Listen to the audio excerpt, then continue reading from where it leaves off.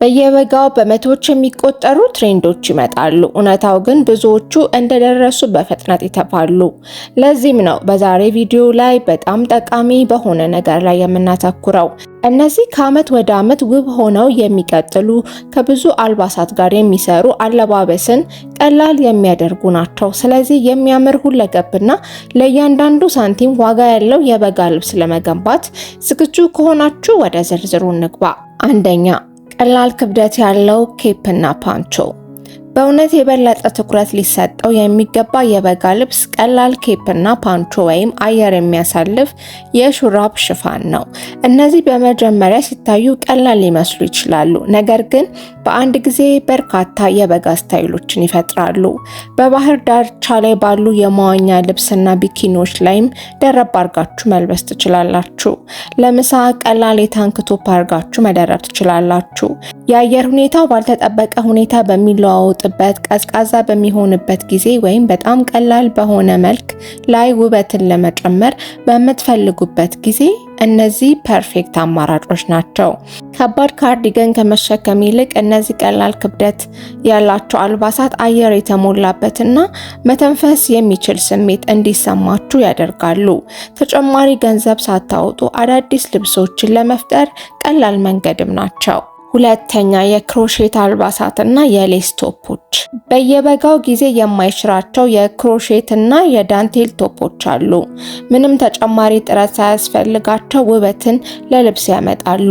ለስላሳ የአበባ ጥልፍ ወይም የተለያየ ዲዛይን ቢሆኑም እነዚህ ልብሶች ወዲያውኑ ቀላል ጅንስን ወይም ነጭ ሱሪን እንኳን ልዩ ውበት ይሰጧቸዋል። ለተለያዩ ሁኔታዎችም የሚስማሙ ናቸው። ከዳንቴል ወይም ከክሮሼት የተሰራ ቶፕ ላይ ጥቂት ቀላል አክሰሰሪዎች ሲጨመሩበት ለምሽት እራት ግብዣ ሊሆኑ ይችላሉ። አሁንም ከዓመታት በኋላ የምትወዷቸውን የበጋ ልብሶች እየፈለጋችሁ ከሆነ እነዚህ በትክክል ገንዘባችሁን ማፍሰስ የሚገባችሁ አይነት ቶፖች ናቸው። ከሌኒን ሱሪ፣ ከጂንስ፣ ከጉርዶችና አጫጭር ልብሶች ጋር ያለምንም ጥረት ይጣመራሉ እና ሁልጊዜም በጣም ቀላል የሆነውን ልብስ እንኳን ወዲያውኑ ከፍ የማድረግ አቅም አላቸው። ሶስተኛ፣ ፍሎዊ ሸሚዞች ወይም ቶፖች። በበጋ ልብሳችሁ ላይ ሊጨመር የሚገባው ሌላው ውብ ነገር የፍሎዊ ሸሚዞች አላባሾች ናቸው። እነዚህ ሸሚዞች በጣም በሞቃታማ በሆኑ ቀናት እንኳን ምቾት እንዲሰማችሁ በማድረግ እንቅስቃሴና ውበት ይፈጥራሉ። ከሰውነት ጋር ስለማይጣበቁ በቀላሉ መተንፈስ የሚችሉና ለመለበስ ምቹ ናቸው። ዘና የሚያደርግና የተጣራ ለስላሳ ፌሚኒን ምስል ይፈጥራሉ። እነዚህ ስታይሎችን ስትገዙ እንደ ጥጥ፣ ቮይል፣ ሊን፣ ሐር ወይም ቀላል ክብደት ያላቸውን ጨርቆች ቅድሚያ ስጡ። እነዚህ ቁሳቁሶች በሚያምር ሁኔታ ከሰውነታችሁ ጋር ይስማማሉ። በተጨማሪም ሸሚዞቹ በጣም የሚያምርና ፌሚኒን እንድትመስሉ የሚያደርግ እንቅስቃሴ ይፈጥራሉ። አራተኛ፣ ክሮፕድና የካፕሪ ሱሪዎች። ለዓመታት የካፕሪ ሱሪዎች ወዲያውኑ ከአለባበስ ጋር የሚመሳሰሉ ልብሶች ናቸው። ነገር ግን አዲሱ ትውልድ ለክሮፕድና ለካፕሪ ሱሪዎች ሙሉ በሙሉ የተለየ ስሜት አለው። ለበጋ ዘመናዊ የተወለወለና በሚያስደንቅ ሁኔታ የሚያምር ምስል ይፈጥራሉ። ቀላል ክብደት ያላቸው ምቹና ብዙውን ጊዜ በጣም ሞቃታማ በሆኑ ወራት ከሙሉ ርዝመት ሱሪዎች ይልቅ ለመለበስ እነዚህ በጣም ምቹ ናቸው። አንዳንዶቹ ለስላሳ ስትራክቸር መልክ አላቸው፣ ሌሎቹ ደግሞ የሚያምር ጫፎች፣ ስፌቶች ወይም እጅግ በጣም ቄንጠኛ ስታይል ያላቸውም አሉ። ከትክክለኛው መጠን ጋር ሲጣመሩ ብዙ ሰዎች ከሚጠብቁት በላይ እጅግ የተራቀቁ መልስ ይሰጧቸዋል። በጣም ማራኪ የሆኑት ዲዛይኖች ብዙውን ጊዜ ንጹህ እስከ ዳሌ ድረስ ወጥ ርዝመት ያላቸው ናቸው። እነዚህ ትናንሽ ዲቴይሎች ሁሉንም ልዩነት ይፈጥራሉ እና ሚዛናዊና ረጅም መልክ ለመፍጠር ይረዳሉ። አምስተኛ፣ ፍሎዊ ቀሚሶች። ዘና ያሉ ፍሎዊ ቀሚሶች የሙቀት መጠን ሲጨምር ልትለብሷቸው ከምትችሏቸው በጣም ቀላል ልብሶች አንዱ ናቸው። ያለምንም ጥረት እንከን የለሽና ሺክ ናቸው። እጅግ በጣም ምቾት እንዲሰማችሁ ያደርጋሉ። ስለነዚህ ቀሚሶች በጣም የምወደው ነገር ቀላልነታቸው ነው። ልቅ የሆነው ምስል ሰውነታችሁ ላይ አይጣበቅም። ዘመናዊ፣ የተጣራና ለመለበስ በሚያስደንቅ ሁኔታ ቀላል የሆነ የሚያምር ዘና ያለ መልክ ይፈጥራሉ። ረጃጅሞቹ ትንሽ ከሆኑ አጫጭር ስሪቶች በተለይ ማራኪ ሊሆኑና የእይታ ሚዛን ለመጠበቅ ይረዳሉ። ረጅም ከሆናችሁ ወይም በቀላሉ የበለጠ መልክ የምትወዱ ከሆነ የሚዲያን ማክሲ ስሪቶች አስደናቂ እንቅስቃሴና የማይካድ የተራቀቀ ፕሬዘንስ ይፈጥራሉ። በእኔ አስተያየት እያንዳንዱ የበጋ ልብስ ቁም ሳጥን ቢያንስ ከእነዚህ ቀሚሶች ውስጥ አንዱን ማካተት አለበት። ለጉዞም በጣም ተመራጭ ናቸው። በቀን ውስጥ የተለያዩ ቦታዎችን እየጎበኛችሁ በባህር ዳርቻ ከተማ ውስጥ እየተዝናናችሁ ቢሆን ለበጋ ምሳ፣ ለእራት ግብዣ እነዚህ ቀሚሶች ከማንኛውም ቦታ ጋር በሚያምር ሁኔታ ይጣጣማሉ። ስድስተኛ የራፊያና የውቭን ቦርሳዎች። ራፊያና የውቭን ቦርሳዎች በየበጋው በምክንያት የሚመለሱ አክሰሰሪዎች ናቸው። ጊዜ ያለፈባቸው ሆነው አይሰማችሁም። ከሁሉም ነገር ጋር ይሰራሉ። እናም የበጋ ስታይል የሚያተኩረውን ዘና ያለና ሚኒማሊስት ውበት በፍጹም ሚዛን ያመጣሉ።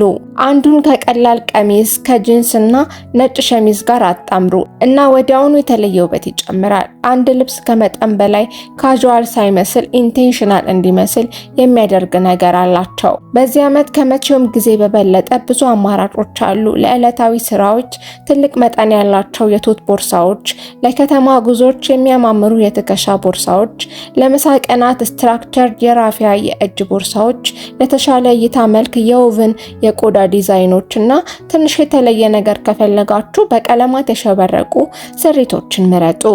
የሚያምር የራፊያ ወይም የውቭን ቦርሳ ፈጽሞ ስህተት ከማይመስሉ ግዢዎች አንዱ ናቸው። ፕራክቲካል ጊዜ የማይሽራቸውና ማለቂያ የሌላቸውም ናቸው። ሰባተኛ የበጋ ልብስ ስብስቦች። እነዚህ የተቀናጁ አልባሳት ምን እንደምትለብሱ በማሰብ የዕለት ተዕለት ጭንቀትን ወዲያውኑ ያስወግዳሉ። ምክንያቱም ታስበው ስለተሰሩ የበለጠ የተሻሉ የሚያደርጋቸው በሞቃት የአየር ሁኔታ ምቹ እና መተንፈስ ስለሚችሉ ነው። ለስላሳ ሌኒን ክሮሼት ብትመርጡ በዚህ ወቅት ከመቼውም ጊዜ የበለጠ የሚያምሩ አማራጮች ናቸው። በግሌ የአበባ ዲቴል ያላቸው የአበባ ክሮሼቶችን እወዳለሁ። ምክንያቱም ቄንጠኛና በሚያምር ሁኔታ ስለሚጣመሩ ውበትን ስለሚጨምሩ። ዋይድ ሌግ ሱሪ፣ ፍሎይ ጉርዶች፣ የተስተካከሉ ቁምጣዎች፣ ዘና ያሉ ሸሚዞች ይጠቀሳሉ። በእርግጥ ለእያንዳንዱ ሴትና ለእያንዳንዱ የአኗኗር ስታይል አንድ ስሪት አለ። ለአንዳንድ ለምሳ ግብዣዎች፣ ለከተማ ጉዞዎች ወይም ለቀላል ራት ይሆናሉ። ሌሎቹ ደግሞ ለእረፍት ጊዜ፣ ለባህር ዳርቻ የእግር ጉዞዎች፣ ለምሽት መዝናኛዎች፣ ለበጋ ዊኬንዶች ፐርፌክት ናቸው። ስለዚህ ሁኔታዎችን እየመረጣችሁ የበጋ የልብስ ስብስቦችን ማዘጋጀት ይጠበቅባቸዋል። ስምንተኛ ወፍራም አምባሮች። ወፍራም የሬዚን አምባሮች በዚህ ወቅት ትልቅ ጊዜ እያሳለፉ ነው እና እውነቱን ለመናገር ለምን እንደሆነ ሙሉ በሙሉ ተረድቻለሁ። ለመታየት በቂ ድፍረት ያላቸው ናቸው፣ ነገር ግን ከእያንዳንዱ የበጋ ልብስ ጋር ለመስራት በጣም ቀላል ናቸው።